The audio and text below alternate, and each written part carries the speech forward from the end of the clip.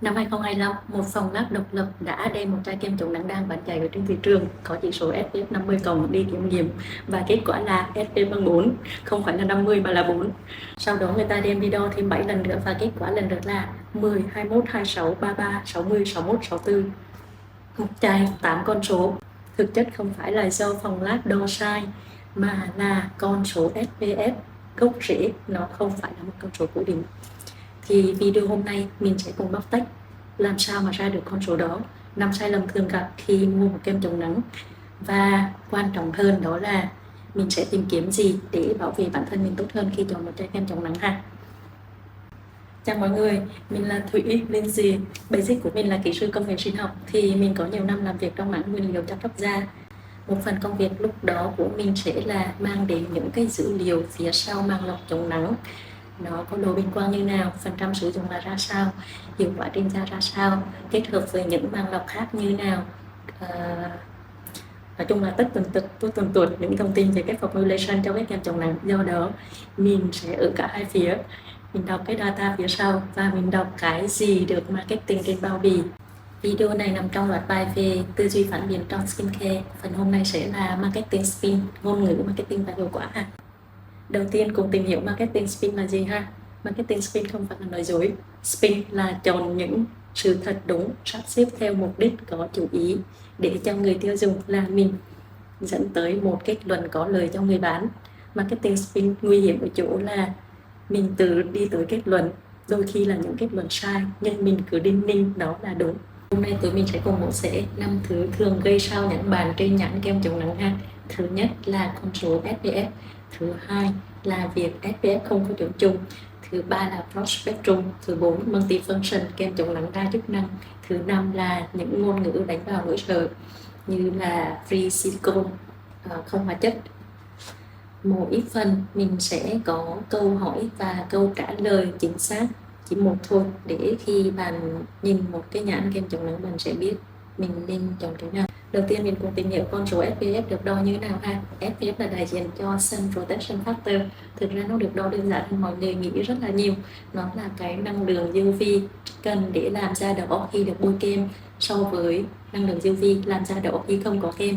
Giả sử như SPF 50 đi thì da được bôi kem cần 50 lần lượng tia UV thì nó mới đỏ so với da trần. Và cái đậu đó do ai đâu? Con người, là kỹ thuật viên. Thường thì lượng kem được bôi sẽ là 2mg trên cm vuông trên da của tình nguyện viên. Tình nguyện viên thì số lượng sẽ là khoảng 10 đến 15 hoặc là 20 đến 25 tùy cái tiêu chuẩn mà cái lab đó sử dụng. Sau đó kỹ thuật viên, cái người bôi cũng là kỹ thuật viên, bôi lên cái lưng của tình nguyện viên. Sau đó là kỹ thuật viên nhìn xem cái da lúc nào thì đỏ và lấy đó làm chỉ số. Người bôi là người chấm cũng là người, tình nguyện viên cũng là người. Sai số nằm ở đây. Thì cái da của tình nguyện viên mỗi người sẽ có một mức chịu đựng khác nhau, đúng không? Ví dụ bây giờ mình lấy cái da em bé và da người lớn, khả năng chịu đựng là khác nhau. Da của người Mỹ và da của người châu Á mình, khả năng chịu đựng là khác nhau. Tiếp theo, tình nguyện viên, cái mắt của họ quan sát như nào, họ bôi cái kem như nào, tất cả đều có những cái biến số nhất định. Nó có rất nhiều biến số ảnh hưởng. Do đó cái chỉ số SPF nó không cố định và nó không có một mốc chính xác là như vậy. Thậm chí có nhiều báo cáo của những phòng lab quốc tế, kỹ thuật viên bảo là cái sai số thường gặp lên đến 64%. Thì mình sẽ để cái link bài báo cho mọi người tham khảo. Và đây là cái phần thông tin mà người bên ngoài ngành sẽ không biết được, đó là UV filter màng lọc chống nắng là nhóm nguyên liệu mà có giá thành đắt đỏ nhất ở trong công thức. Thường thì khi phía cung cấp nguyên liệu đưa thông tin cho brand sẽ đưa cái hàm lượng tối thiểu, hàm lượng khuyến nghị để đạt được cái chỉ số SPF và PA ở trên bao bì. Tuy nhiên dưới áp lực về giá thành, có nó tăng quá hoặc là dùng hàm lượng UV filter cao thì cái tester nó sẽ bị nặng, cảm giác trên da không tốt. Do đó người làm công thức sẽ tối ưu nhất có thể dùng hàm lượng UV filter vừa phải để đạt cái chỉ số SPF mong muốn, sau đó đem đi lab test.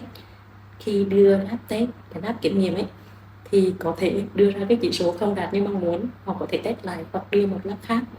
Đó, thì cái chỉ số SPF và PA trên bao bì đưa đến mọi người là như vậy đấy.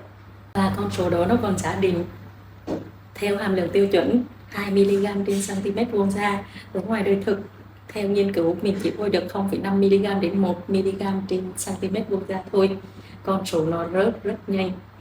Mọi người chú ý này nha, vì một chút mình sẽ nói thêm, nó không chỉ rớt vì mọi người bôi mỏng mà nó còn rớt vì cái độ bền quang của cái UV filter. Một chút nữa mình nói sau. Vậy câu hỏi của phần này sẽ là con số SPF trên bao bì là ước lượng hay là chính xác, và phải làm sao để chọn, đúng không?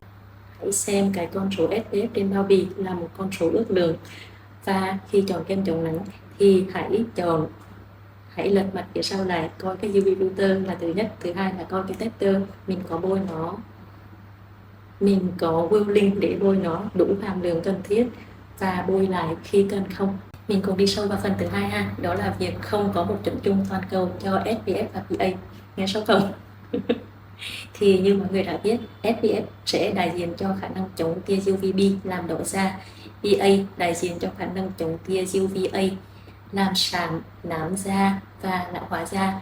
Thì mỗi vùng châu lục dùng một chuẩn riêng và ký hiệu trên bao bì khác nhau. Ở Mỹ hoặc Úc thì sẽ theo cái approval của FDA ghi nhãn nhiệt phân là broad spectrum, có chống được UVA hay không, có và không thôi.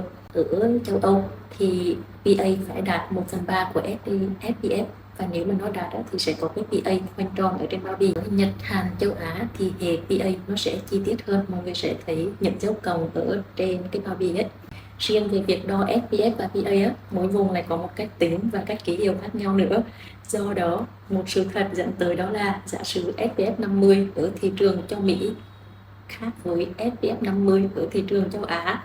Đó, cái sốc thứ hai. Thì câu hỏi tiếp theo của phần này vẫn sẽ là chọn kem chống nắng như nào, đúng không? Tin vào PA, tin vào cái gì đây? Thì khi thấy trên bao bì có khoanh tròn của PA, lật ra phía sau có cái UV filter, thấy broad spectrum, lật ra phía sau có UV filter, thấy PA 3+4+, lật ra phía sau có UV filter.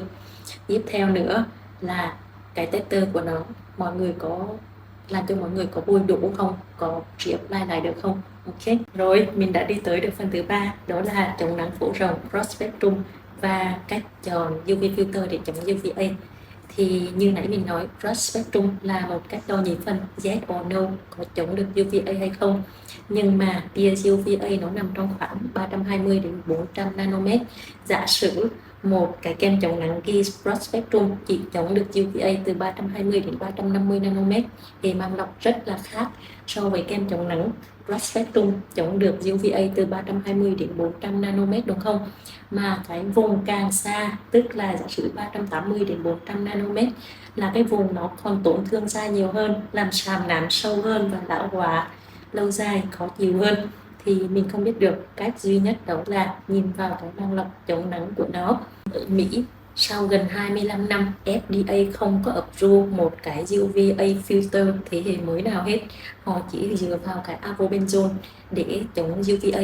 Mà avobenzone thì cái độ bền quang của nó rất là thấp. Chỉ sau 1 giờ phơi nắng nó đã giảm gần 40% khả năng chống nắng. Nó cần những cái chất khác để bảo vệ nó, làm cho nó có hoạt động trong điều kiện ánh nắng. Mình ở Việt Nam, ở châu Á, mình có một lợi thế đó là cái kem chống nắng nó thuộc danh mục quản lý mỹ phẩm. Do đó mình đã được sử dụng những cái kem chống nắng sử dụng cái UVA filter hiện đại từ rất là lâu rồi. Khi mà mình kiếm ở trên cái bao bì thấy BMT, Tinosoft S hoặc là Tinosoft M, Big Oxyzone hoặc là DHHB là những cái chất chống nắng chống UVA hiện đại, có cái độ bền quang rất là cao và chống được cái UVA phổ rộng. Có một tin vui đó là 25 tháng 6 vừa rồi, FDA vừa phê duyệt cái UV filter thế hệ mới là BAMT. Cái này đối với mình nó là một cái tín hiệu rất là tốt, là Mỹ FDA quan tâm nhiều hơn đến UV filter thế hệ mới, quan tâm nhiều hơn đến bảo vệ da dưới tia UVA, mở đường cho những mang lọc chống nắng thế hệ mới, có cái tester nhẹ hơn, dễ thoa hơn, không có bết dính đến người tiêu dùng. Câu hỏi ở phần này sẽ là broad spectrum có phải là một cam kết để bảo vệ mọi người khỏi UVA hay không? Thì là không. Vậy cần quan tâm cái gì? Thì lật mặt phía sau lại UVA filter, avobenzone, nếu có avobenzone thì phải có octoprilene để tụi nó đi với nhau, hoặc là có BAMT để nó bảo vệ. Tiếp theo hãy tìm Tinosoft M hoặc là DHHP là những chất chống UVA thế hệ mới, bền quang và chống được các phổ UVA rộng. Ở phía dưới mình sẽ ghi chi tiết cái tên hóa học để cho mọi người tìm kiếm dễ hơn. Rồi, mình đã đi được 3 phần khó nhằn hơn. Hy vọng mọi người vẫn đang ở đây với mình. Thì phần tiếp theo sẽ là marketing spin đa năng, một chai kem chống nắng nào là có chống ánh sáng xanh, làm sáng da, chống lão hóa, rồi hầm ba lăng hết. Nghe như mua một được rất nhiều. Nhưng mà mọi người ơi, hãy chú ý, nó chỉ là một cái đánh lạc hướng, một cái làm cho mọi người sao nhãng. Cái phần quan trọng nhất của một chai kem chống nắng là làm đúng chức năng của nó, chống nắng. Vậy quan tâm cái gì? Lần tới hãy tìm UV filter trước, tester. Mình nhắc lại đó là tìm UV filter trước, tester của nó. Mọi người có bôi đủ hàm lượng không? Có bôi lặp lại được không? Xong, tiếp theo tới những phần khác, ví dụ làm sáng da, có chất gì làm sáng da, có data không, có chứng minh được không? Chống ánh sáng xanh có data không, có chứng minh được không? Đó là những câu hỏi cần trả lời. Đi vào phần cuối cùng, đó là marketing spin, đánh vào nỗi sợ của con người, đó là free from, link safe. Thì nói về free from có phổ biến đó là free silicone đi. Trong kem chống nắng, silicone là nhóm chất chức năng đặc biệt để giúp cho tạo nên cái hệ ổn định, rồi phân tán cái UV filter tốt hơn. Mà phân tán tốt, hệ ổn định, cái hệ nền tốt, tức là khi thoa lên da, tester nó tốt, làm cho mọi người có mong muốn có thể bôi lại được đúng đủ cái hàm lượng cần thiết.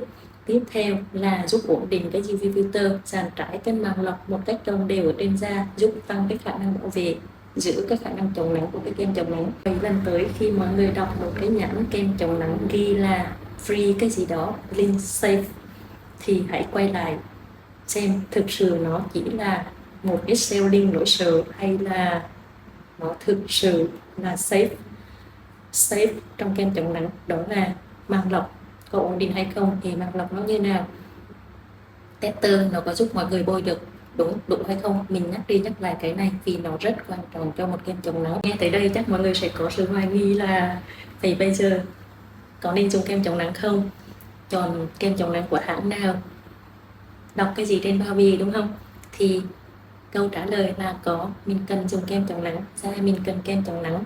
Nhất là người Việt Nam, người châu Á mình cái tuyếp da là số 3, số 4 sẽ dễ bị đỏ, dễ bị sạm nám hơn so với những cái tuyếp da khác. Thứ hai, tin vào brand nào mình sẽ không nói brand nào cụ thể. Nhiều brand họ làm rất là tử tế, rất có tâm. Tìm cái gì trên bao bì thì mình sẽ tìm 3 cái. Thứ nhất, chỉ số SPF, PA, lật mặt phía sau ra, cái hệ màng lọc của nó là gì, UV filter gì. Thứ ba là cái tester của nó, tester có làm cho mình có muốn bôi đủ và bôi lại khi cần thiết không. Đấy, mình kết thúc video này ở đây, nghĩ là nó cũng khá dài rồi đó. Phần tiếp theo thì sẽ là hiệu ứng đám đông, khi tất cả cộng đồng đều tin cái đó là sự thật và mọi người nghĩ vậy cũng là sự thật. Tư duy phản biện nằm ở đâu? Khi đám đông đều đồng thanh thấy nó là sự thật. Thì cùng chờ mình nha. Nếu mà mọi người muốn đọc ingredient như một chuyên gia thì ở phía dưới trong phần mô tả mình có để link tải đọc INSEE như một chuyên gia, mọi người tải về để xem nha.